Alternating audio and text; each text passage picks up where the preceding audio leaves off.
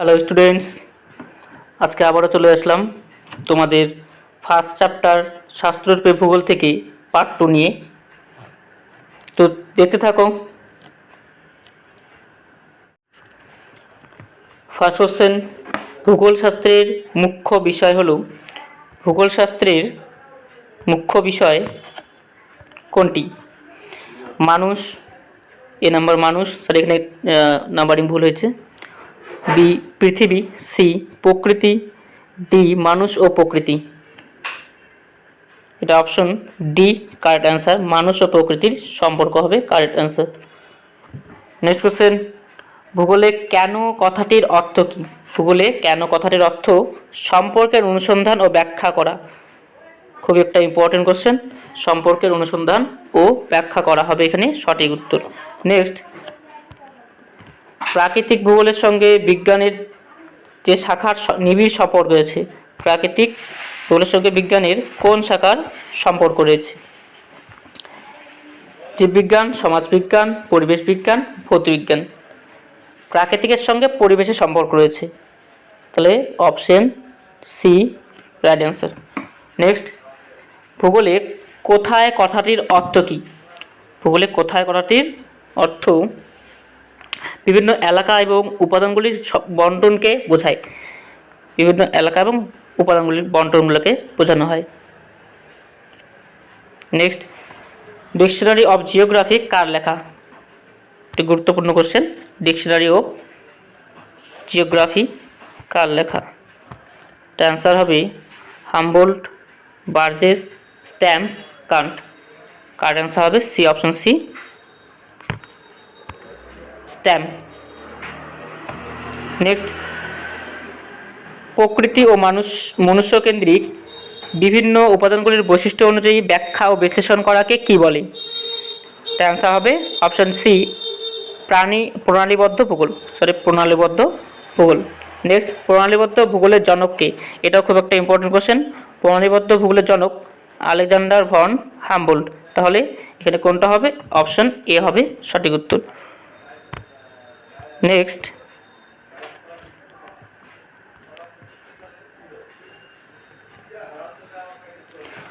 প্রণালীবদ্ধ ভূগোলের মূল তিনটি শাখা কী কী?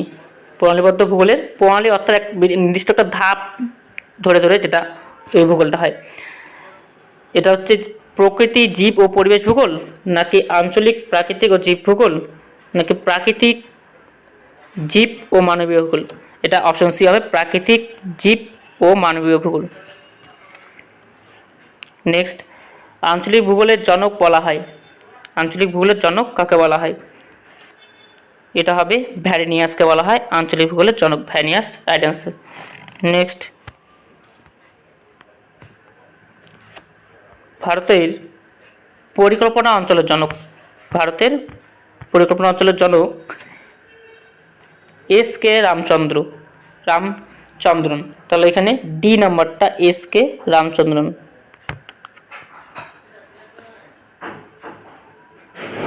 নাম্বার 11, প্রথম মানচিত্র অভিক্ষেপ কে তৈরি করেন? প্রথম মানচিত্র অভিক্ষেপ তৈরি করেন টলেমি হবে রাইট অ্যান্সার। নেক্সট কোশ্চেন, পৃথিবীর মানচিত্র প্রস্তুত করেন Humboldt, Carl Ritter, Claudius Ptolemy না ভিদাল দে লা? এটা হবে Claudius Ptolemy, option C right answer. Next, ভূগোলে প্রচলিত সংখ্যাতত্ত্বের ব্যবহার নিম্নলিখিত কোন শাখার অন্তর্গত? ভূগোলে প্রচলিত সংখ্যাতত্ত্বের ব্যবহার, সংখ্যাতত্ত্ব যেহেতু সংখ্যা নিয়ে কোথায় আলোচনা করা হয়, আমরা অঙ্কে এগুলো দেখি, অর্থাৎ এটা হয়ে যাবে গণিত শাস্ত্রই সংখ্যা নিয়ে আলোচনা করে। নেক্সট কোশ্চেন, খুব ইম্পর্টেন্ট একটা কোশ্চেন, জিপিএসের পুরো কথাটি কি? জিপিএসের পুরো কথা জিওগ্রাফিক্যাল পজিশনিং সিস্টেম, নাকি গ্লোবাল পজিশনিং সিস্টেম, নাকি গ্রাউন্ড পজিশনিং সিস্টেম আর জিওগ্রাফিক পজিশনিং সিস্টেম? এটা option B global positioning system হবে, গ্লোবাল পজিশনিং সিস্টেম। খুবই একটা ইম্পর্টেন্ট কোশ্চেন। নেক্সট, ডিজিপিএস এর পুরো কথাটি কি? ডিজিপিএস এর পুরো কথা। ফার্স্ট বলা হচ্ছে differential global prime system, differential geographic positioning system, diverse global postal system আর ডিফারেন্সিয়াল গ্লোবাল পজিশনিং সিস্টেম। এটা ডি অপশনটা হবে সঠিক উত্তর, differential global positioning system. Next question,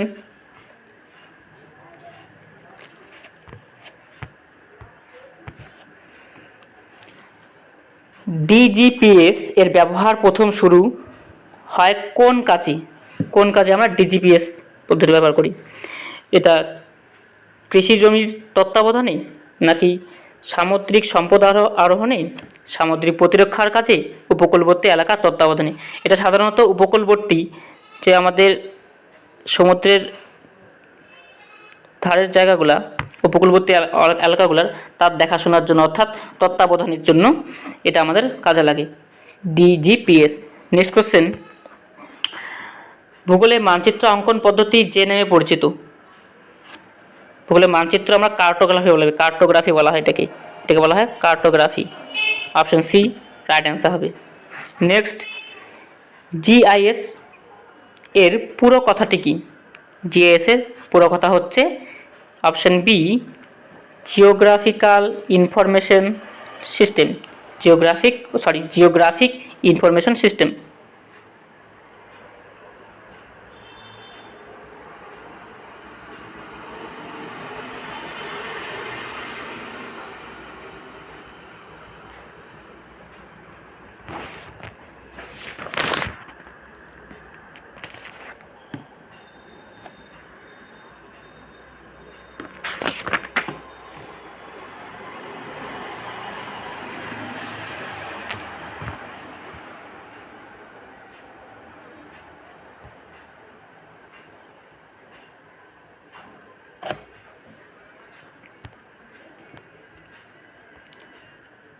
next question, remote sensing পদ্ধতি যে কাজে লাগে তা হলো কি? রিমোট সেন্সিং আমরা কোন কাজে ব্যবহার করি? এটা মানচিত্র নির্মাণের ক্ষেত্রে ব্যবহার করা হয়। মানচিত্র নির্মাণের ক্ষেত্রে, একটা ম্যাপ তৈরি করার ক্ষেত্রে আমাদের রিমোট সেন্সিং পদ্ধতিটা কাজে লাগে। নেক্সট কোশ্চেন, লক্ষ্যবস্তুর কাছে না গিয়ে অথবা তার সঙ্গে কোনো রকম ভৌত সংযোগ ছাড়াই বস্তু সম্পর্কে তথ্য সংগ্রহ করার পদ্ধতিকে কী বলে? এটাকে বলা হয় রিমোট সেন্সিং। আমরা রিমোট সেন্সিংয়ের মাধ্যমে এই কোনো বস্তু সম্পর্কে তথ্য সংগ্রহ করতে পারি কোনো রকম সংযোগ ছাড়াই। নেক্সট কোশ্চেন, কৃত্রিম উপগ্রহের সাহায্যে কোনো স্থানের অক্ষাংশ ও দ্রাঘিমাংশ জেনে অবস্থান নির্ণয়ের পদ্ধতি কী নামে পরিচিত?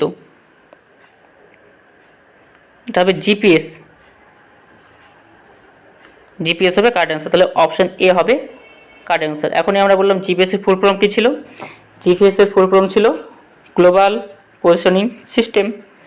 নেক্সট কোশ্চেন, জিআইএস এর মাধ্যমে কাজের প্রথম পর্যায়টি হলো, জিআইএস এর মাধ্যমে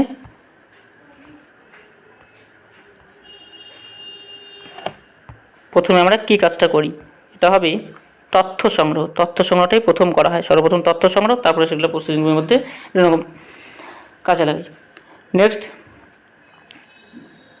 পৃথিবীকে প্রাকৃতিক আবাসস্থল হিসেবে জানা যায় কোন ভূগোলে? পৃথিবীকে প্রাকৃতিক আবাসস্থল বলা হয় প্রাকৃতিক ভূগোলে। এটা প্রাকৃতিক ভূগোল থেকে জানা যায়। নেক্সট কোশ্চেন, পরিমাণ সম্বন্ধীয় তথ্য ও মডেল সম্পর্কে ভূগোলের কোন শাখায় আলোচনা করা হয়?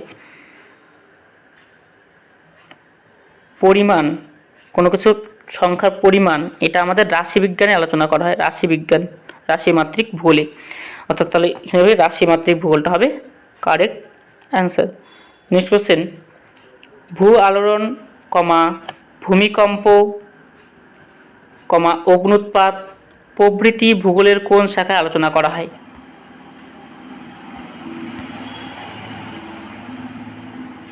সম্পূর্ণ প্রাকৃতিক বিষয় এগুলো। ভূ আলোড়নটাও প্রাকৃতিক বিষয়, সেটা অভ্যন্তরীণ কারণে হতে পারে। ভূমিকম্পটাও একটা অন্তর্জাত প্রক্রিয়ার মাধ্যমে, অগ্ন্যুৎপাত অন্তর্জাত প্রক্রিয়া, মানে প্রাকৃতিক বিষয়। তাহলে অর্থাৎ এখানে সি কারেক্ট অ্যান্সার, প্রাকৃতিক ভূগোলে এটা আলোচনা করা হয়। নেক্সট কোশ্চেন, ইংরেজি ভাষায় প্রথম জিওমরফোলজি হলো ভূমিরূপবিদ্যা। অর্থাৎ বলছে ইংরেজি ভাষায় প্রথম জিওমরফোলজি শব্দটি প্রথম ব্যবহার করেন ডেভিস নাকি লাউম্যান, পিঙ্ক, ম্যাকেঞ্জি ও পাওয়েল? এটা ডি অ্যান্সার হবে, ম্যাকেঞ্জি ও পাওয়েল। নেক্সট কোশ্চেন, ভূমিরূপবিদ্যার জনক, খুব ইম্পর্টেন্ট কোশ্চেন, মনে রাখবে। ভূমিরূপবিদ্যার জনক বলা হয় মরিস ডেভিসকে, উইলিয়াম মরিস ডেভিস। পুরো কথা হলো William Morris Davis, WM Davis আমরা শর্ট ফর্ম বলি। নেক্সট কোশ্চেন, জিওমরফোলজি শব্দটি প্রথম উদ্ভাবন করেন। জিওমরফোলজি শব্দটি প্রথম উদ্ভাবন করেন ডেভিস, লাউম্যান, পিঙ্ক, ম্যাকেঞ্জি ও পাওয়েল। জিওমরফোলজি কথাটা ডেভিস, অবভিয়াসলি ডেভিস উত্তর হবে, এটা হয়ে যাবে ডেভিস। নেক্সট কোশ্চেন, নদীর ক্ষয়কাজ যে ভূগোলের আলোচ্য বিষয় তা হলো, নদীর ক্ষয়কাজ কোন ভূগোলের আলোচ্য বিষয়? নদীর ক্ষয়কাজ মানে কি? এটা নিশ্চয়ই ভূমিকে ক্ষয় করবে, তাহলে এটা ভূমিরূপবিদ্যা, এ হয়ে যাবে সঠিক উত্তর। নেক্সট কোশ্চেন, ভৌমজলের কার্য ভূগোলের যে শাখায় আলোচিত হয়। ভৌমজলের কার্য ভূগোলের কোন শাখায় আলোচিত হয়? ভৌমজল অর্থাৎ মাটির নিচের জল, গ্রাউন্ড ওয়াটার, এটা হয়ে যাবে জলবায়ু বিদ্যা, ভূমিরূপবিদ্যা, সমুদ্রবিদ্যা, মৃত্তিকাবিদ্যা।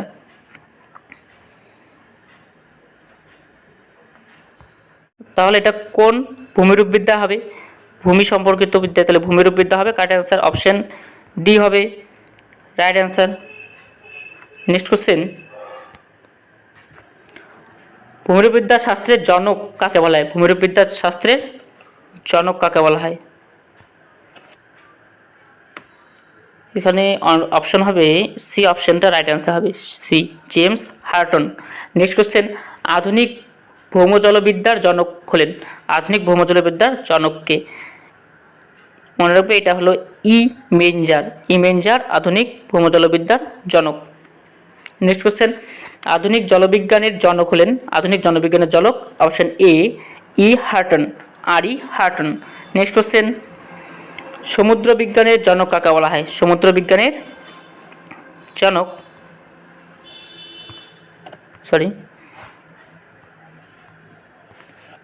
সমুদ্র বিজ্ঞানের জনক পসিদোনিয়াসকে বলা হয় সমুদ্র বিজ্ঞানের জনক। নেক্সট কোশ্চেন, বিজ্ঞানী ডোকোচের যে শাখার প্রবক্তা ছিলেন তা হলো মৃত্তিকা ভূগোল, ভূমিরূপবিদ্যা, জলবায়ু ভূগোল। ডোকোচের ছিল মৃত্তিকা ভূগোলের প্রবক্তা, তাহলে option A right answer. Next question, পেডোলজির থেকে ভূগোলের কোন শাখার বিকাশ ঘটেছে? পেডোলজি হলো মাটি নিয়ে সব কথা হবে এখানে, তাহলে অর্থাৎ পেডোলজির থেকে ভূগোলের কোন শাখার বিকাশ ঘটেছে? কোনটা উত্তর হবে? অপশন এ হবে কারেক্ট অ্যান্সার, মৃত্তিকা ভূগোলের। নেক্সট কোশ্চেন, জীব ভূগোলের জনককে? Alfred Russel Wallace, James Horton, এটা হবে আলফ্রেড, অপশন এটাই হবে সঠিক উত্তর, আলফ্রেড রাসেল ওয়ালেস। নেক্সট, উদ্ভিদ ভূগোলের জনক কাকে বলা হয়? উদ্ভিদ ভূগোলের জনক আলেকজান্ডার ভন হাম্বোল্টকে বলা হয়। নেক্সট কোশ্চেন, মানব বাস্তু সংস্থানের জনককে? মানব বাস্তু সংস্থানের জনক Alexander von Humboldt, Henry Thoreau, না ওয়ালেস রাসেল, না হ্যাকাটিয়াস? এটা হবে option B, Henry Thoreau. Next question, ecology কথাটির ব্যবহার করেন। ইকোলজি কথাটি প্রথম ব্যবহার করেন আর্নেস্ট হ্যাকেল। খুবই একটা ইম্পর্টেন্ট কোশ্চেন এবং লাস্ট কোশ্চেন তোমাদের, তো মনে রাখবে। এবারে দেখা, ওখানে আমি তোমাদের ভূগোলের শাখাগুলো একটা চার্টের মাধ্যমে দেখাচ্ছি, কারণ এখান থেকে অনেক কোশ্চেন আসে। যদি আমরা কোশ্চেন লিখতে যাই প্রচুর কোশ্চেন হবে, কিন্তু অ্যান্সার করাটা কঠিন হয়ে যাবে। যদি আমরা চার্টটা দেখে নিই সহজেই আমরা মনে রাখতে পারবো, প্রচুর কোশ্চেন হতে পারে। দেখো বলছে ভূগোলকে কয়েকটি ভাগে ভাগ করা হয়, ও কী কী? আমরা সাধারণত ভূগোলকে দুইটি ভাগে দেখি, একটা প্রণালীবদ্ধ ভূগোলের শাখা এবং একটি আঞ্চলিক। আঞ্চলিকটা ততটা আমাদের কাছে লাগে না, আঞ্চলিককে আবার তিন ভাগ করি, অঞ্চল সমীক্ষা, আঞ্চলিক উন্নয়ন, আঞ্চলিক পরিকল্পনা। কিন্তু প্রণালীবদ্ধ ভূগোল অর্থাৎ যে ভূগোলটা বিভিন্ন পদ্ধতি অবলম্বন করে ধাপে ধাপে ব্যাখ্যা করা হয়, ব্যাখ্যা বিশ্লেষণ করে করা হয়, সেটাকে আমরা প্রণালীবদ্ধ ভূগোল বলি। এবার এটাকে দুই ভাগে ভাগ করা হচ্ছে, একটা প্রাকৃতিক, একটা মানবীয়।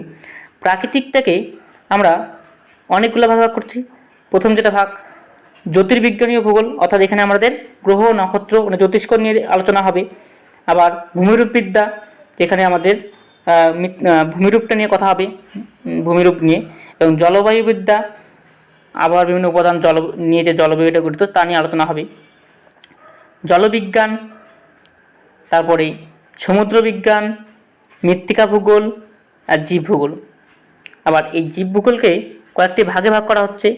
জীবভূগোলকে কি, যে উদ্ভিদ ভূগোল, উদ্ভিদের তো জীব থাকে তাহলে উদ্ভিদ ভূগোল, আবার প্রাণী ভূগোল, মানব বাস্তু সংস্থান, পরিবেশ ভূগোল, এগুলো আমাদের গেল প্রাকৃতিক ভূগোলের শাখা। তারপরে মানবীয় ভূগোলের শাখাগুলো আছে। মানবীয় শাখাগুলো কি, জনসংখ্যা ভূগোল, সাংস্কৃতিক ভূগোল, এক এক জায়গার সংস্কৃতি এক এক মতো হয়। যেমন আমরা বাঙালি, আমাদের সংস্কৃতিতে কী থাকে, আমরা শাড়ি পরবো, পাঞ্জাবি পরবো। আবার এক একটা জায়গায় গেলে দেখলে এক এক জায়গায় পাঞ্জাবিরা মাথায় পাগড়ি পরে। আবার বিদেশে গেলে তারা কোট বুট শার্ট পরে। তাহলে তাদের খাওয়ার ধরন আলাদা, তাদের উৎসব আলাদা, এগুলোকে সাংস্কৃতিক বলে। সাংস্কৃতিক নিয়ে যেগুলো আলোচনা হবে, যেখানে আলোচনা হবে সেগুলো সাংস্কৃতিক ভূগোল আলোচনা হবে। এবার জনবসতি ভূগোল, অর্থনৈতিক ভূগোল, সামাজিক ভূগোল, ঐতিহাসিক ভূগোল, রাজনৈতিক ভূগোল, এগুলোকে আমরা মানবীয় ভূগোলের শাখা বলতে পারি। তাহলে এখান থেকে প্রচুর কোশ্চেন হয়। বললো যে সমুদ্র জলের গড় উষ্ণতা বৃদ্ধি বা গড় উচ্চতা বৃদ্ধি বা কমে গেল, তাহলে এটা কোথায় ভূগোলে কোন শাখা আলোচনা করা হবে? তাহলে অবশ্যই এটা সমুদ্র বিজ্ঞান আলোচনা হবে। এবং প্রচুর কোশ্চেন হতে পারে তোমাদের, বানিয়ে কোশ্চেন দিতে পারে। তোমরা এই চারটি ভালো করে মনে রাখবে, চারটা থেকে প্রচুর কোশ্চেন হবে। যদি চারটা মনে রাখতে পারো, এই কথাগুলো মনে রাখতে পারো আমাদের, তাহলে দেখবে তোমাদের অনেক কোশ্চেন না পড়লেও হয়ে যাবে। কোশ্চেন পড়ে এখান থেকে উত্তর করা খুবই কঠিন হয়ে যাবে। তো এই চারটা একটু মনে রাখবে। ডিয়ার স্টুডেন্টস, ভিডিও যদি তোমাদের ভালো লেগে থাকে এবং একটু হলেও উপকারে এসে থাকে, তাহলে অবশ্যই চ্যানেলটি সাবস্ক্রাইব করে দিয়ে ভিডিওটি লাইক করে দিও এবং ডেসক্রিপশন থেকে পিডিএফটি ডাউনলোড করে নিও। আমি ডেসক্রিপশনে পিডিএফটির লিঙ্ক দিয়ে রাখবো। ধন্যবাদ, সবাই ভালো থেকো।